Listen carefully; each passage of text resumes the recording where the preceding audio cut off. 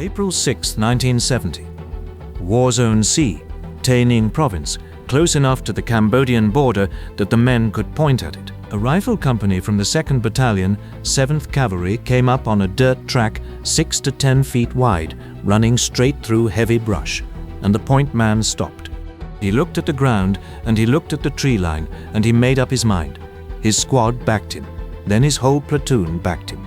The captain had been in command 4 days. He argued he got nowhere, and then he took the point himself with 6 men and walked out onto that road alone. 100 men stayed in the brush and watched him go. What happened over the next few hours got called a rebellion. The company was Charlie Company, 2nd Battalion, 7th Cavalry, about 105 men on the ground.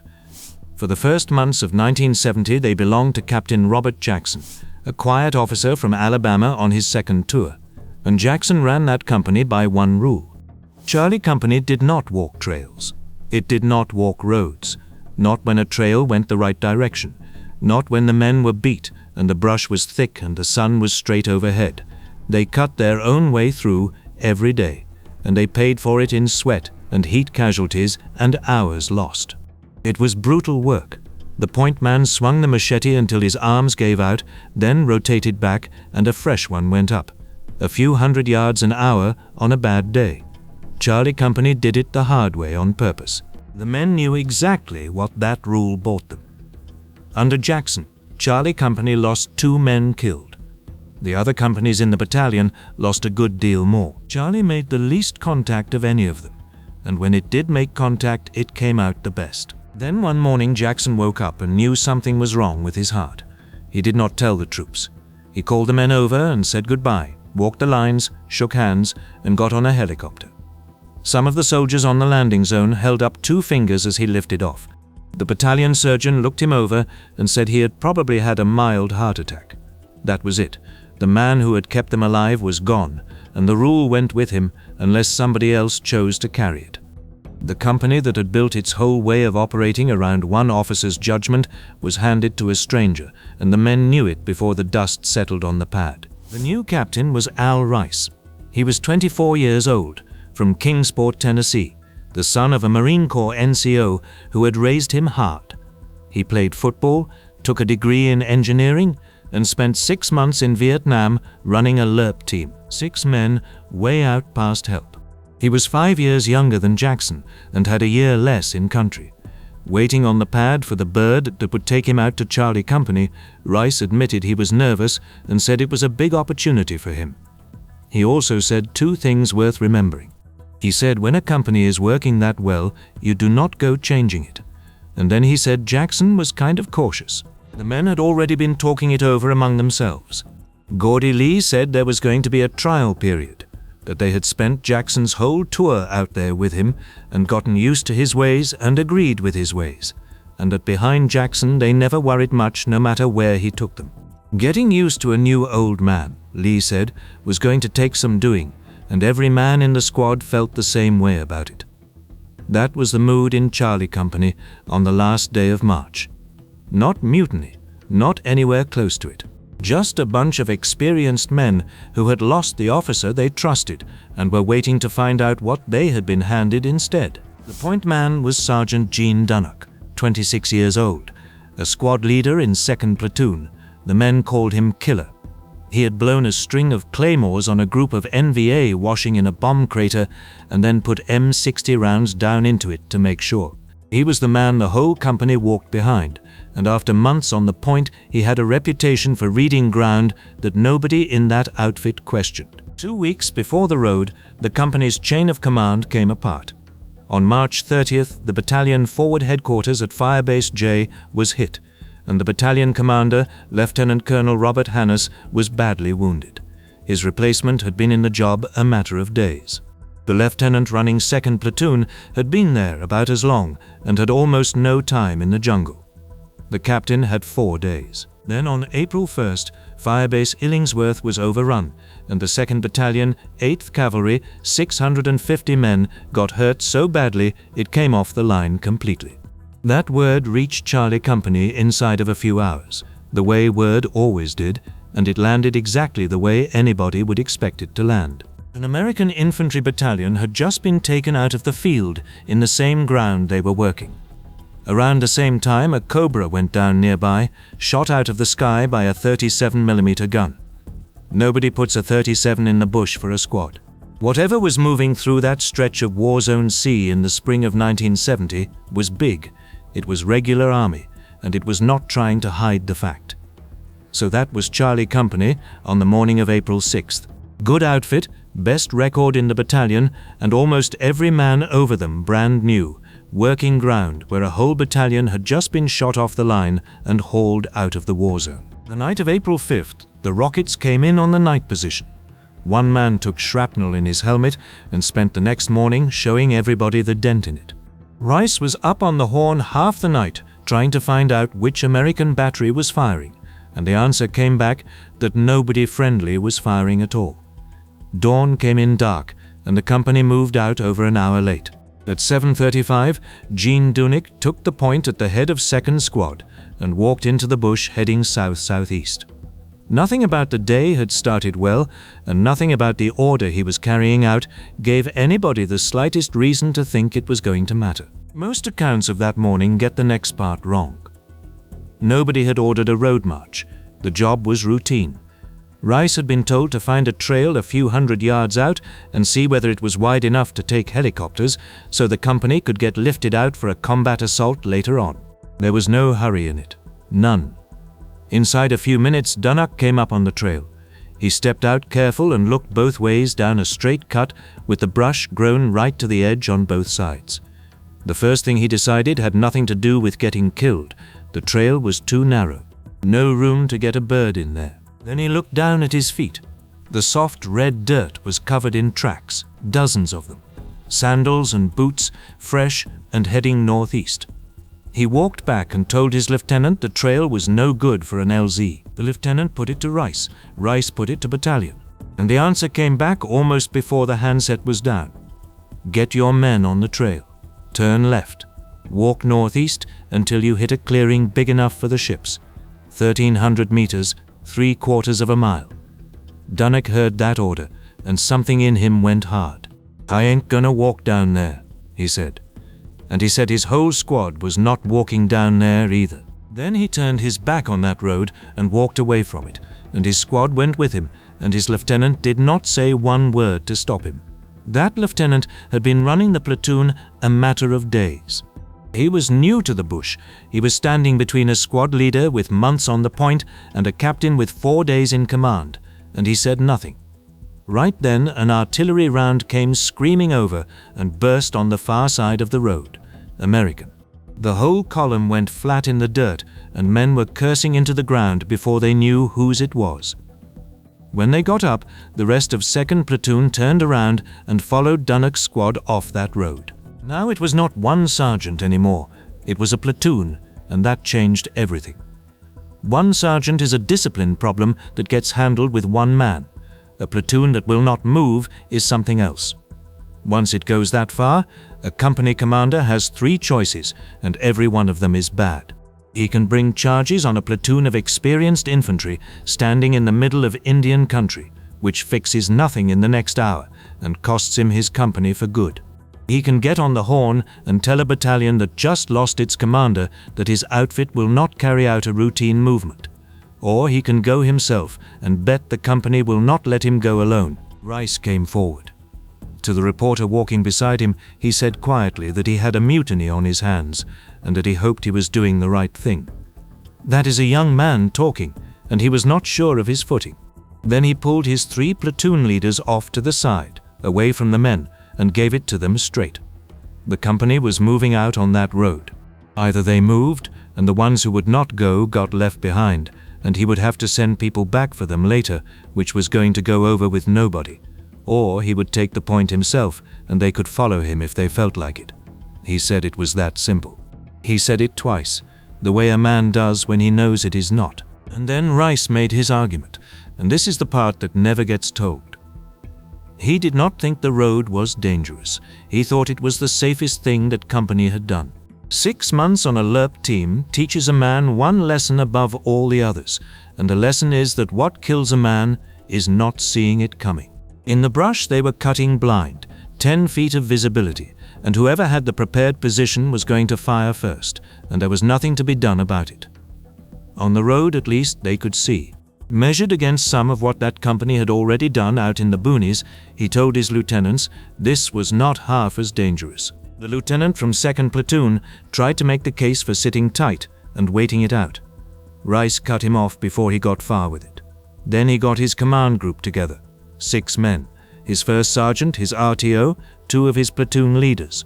He walked them to the edge of the road, and he stopped, and he turned around and looked back at the platoon that would not move, and he called out to them. "If an old man like me can walk point," he said, "you guys can follow." He was 24 years old. Nobody moved. So Rice turned around and walked out onto that road, slow. 7 men in the open, 98 in the tree line behind him, watching him go. Flies in the heat, the radio hissing. A helicopter went over somewhere and banked away, and the sound of it went with it. The sun was straight up and very bright, and that captain kept walking. 50 yards is not far.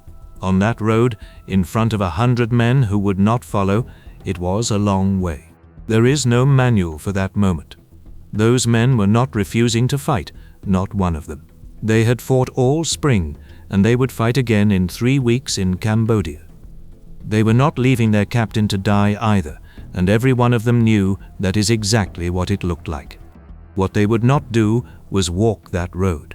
And Rice was not doing anything wrong.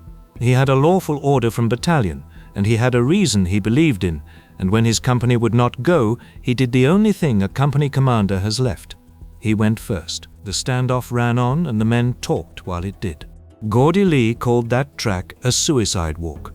6 or 7 feet wide, he said, brush on both sides, and a man could have been standing 3 feet inside that wood line, and nobody in the column would have seen him for love nor money. Lee had gone 8.5 months in country without walking a trail, and now they wanted him to walk a road. He did not say Rice was reckless. What he said was that Rice had been a captain about 2 or 3 weeks and had a lot to learn before he could run a company the way Jackson had run it. John Schultz said a man might wind up in jail, but he would not wind up dead. Then he put his finger on the whole thing better than any report ever did. Rice was used to running 6 men, Schultz said, and he was trying to run 100 the same way, and it could not be done. George Rivera had more time in the field than anybody in that squad, and he was wound tight the whole time. He said the thing was crazy and senseless, walking down a road like that, and then he said they would just have to wait and see what happened. Carlton Dudley said that if they told him to do it again while he was walking point, he would just flat refuse to go, and they could send him to Long Bin jail and bust him, and it would not mean a thing to him. Rice got about 50 yards down that road before the radio saved everybody. Battalion came up with new orders and turned the whole thing around. Forget 3/4 of a mile northeast. Turn around, go 300 meters back west, cut a 3-ship LZ as fast as humanly possible, and stand by to get lifted out. An hour earlier, there had been no hurry in any of it.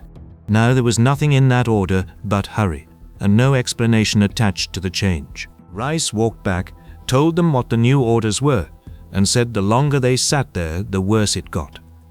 The men nodded, and nobody argued the point with him.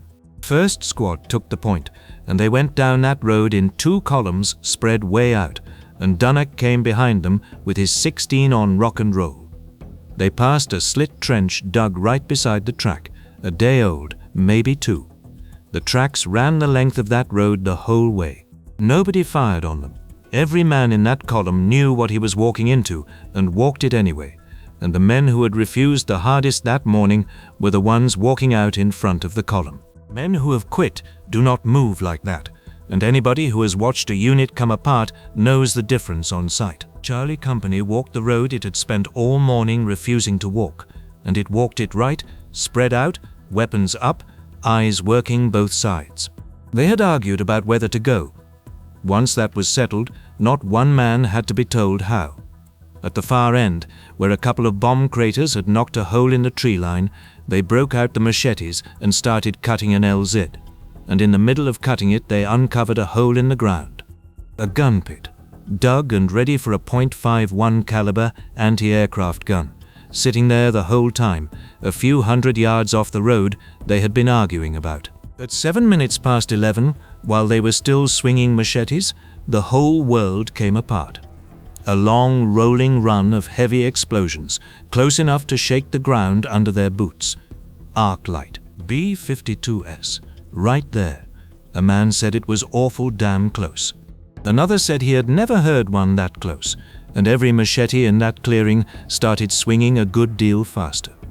The ships came in one at a time, and it took the better part of an hour to lift 100 men out of there. They put down at LZ Wood, and the men spread out in an open field and sat down and lit cigarettes and let the morning go out of them. There was a band playing somewhere in the distance, 8-inch howitzers going off, some kind of civilization. They were already scheduled for another combat assault, their 4th mission in 13 days. While they had waited on the LZ to finish getting cut, Rice had pulled his platoon leaders in one more time. He told them he could not run that company by chasing every man in it, that when he gave an order he needed his officers standing behind it, and that if an order was bad he would know it was bad without anybody telling him. Then he said he was glad they had not had to walk it. That is as close to an admission as anything from that morning ever got. The explanation did not reach those men for a long time, and when it came it was not anything anybody standing on that road had figured on. Intelligence had NVA massing in that area to hit a fire support base nearby. A B-52 strike had been laid on against them, and Charlie Company was standing inside the danger close. That is what the order was. Walk 3/4 of a mile northeast, because that was the fastest way out from under it, and when walking got too slow, turn around, cut an LZ, and get out right now. Not one word of any of that ever came down to the men who were being told to get on the road and move, and there was a reason for that too. The Air Force confirmed it afterward. One mission was aborted over that ground on April 6th because friendly troops were too close. A second strike went in 15 minutes later, just outside the danger area. That was almost certainly what those men heard at 7 minutes past 11. And that gun pit they cut into may well have been what the first one was sent to kill. Al Rice was never told any of it either. Hannes was in a hospital. The battalion was reorganizing under a commander with a few days in the chair. And Charlie Company had not been issued its secure radio, so nobody at battalion could pass bomber coordinates down to that company without putting them out in the clear for anybody with a receiver to hear. The one thing that would have ended that argument in 30 seconds could not be said out loud. Colonel William Ox, the brigade commander, was asked about it straight, and he did not dodge it. He said they had fouled up at his end and that the information had broken down on its way down the chain to the men who needed it. So was Gene Dunnuck right about that ambush? Nobody alive can answer that one. Nothing happened on that road, and nothing happening only proves that nothing happened. But the tracks were real, and so was the slit trench, and so was the gun pit. And the intelligence that put those bombers in the air said there were NVA massing right there. Dunnuck read that ground the way he had been taught to read it, and the way his company had stayed alive reading it. He was wrong about one thing and one thing only. He had the wrong threat in mind. The thing that could have killed every man in Charlie Company that morning was 30,000 feet over their heads, and it was American. Nobody was court-martialed. The army looked at it and let it go. One man paid. Ray Martinez, the platoon leader who stood with his men, was relieved inside the week. The captain kept his company, the sergeant kept his stripes, the lieutenant went away. It is an old pattern in any army, and it did not start in Vietnam. The new battalion commander told the reporter privately that as far as he and Rice were concerned, the whole thing was closed, and that the army seemed to be treating it as a one-time thing. Inside Charlie Company, it was not closed at all, and it stayed open for weeks. That company came apart over it and argued with itself. An officer who saw them afterward said morale was bad and the men had split, half of them saying Rice had been right and they should have walked, half of them saying they would never walk a road for anybody. Word got around the battalion that Charlie Company had gone soft, that it would not obey an order, and that it had lost its name as the best rifle company around. Men who had nothing to do with the refusal took that hard, because being called a coward by people who were not there is its own kind of wound. The men had all figured somebody would pay for it. Gordy Lee said heads were going to roll and it might well be his own. He was wrong. Nobody paid at all, and the men who spent that morning bracing for it never knew how little of the picture they had been given. As for Dunnuck, he was not proud of himself, and he was not hanging his head either. What was eating him days afterward was the talk going around the battalion. He wanted that company's name back, and he said so to anybody who would listen. And they kept working, which is what gets lost in all the talk about the rebellion. April 6th was one morning in a long spring, and Charlie Company went right back out and did the job. Assault after assault, all the way up to the border. 3.5 weeks later, on May 1st, 1970, American troops crossed into Cambodia for the first time in that war. The army had its pick of companies to lead that assault in, and it picked Al Rice's Charlie Company. They went in unopposed, and they did the job.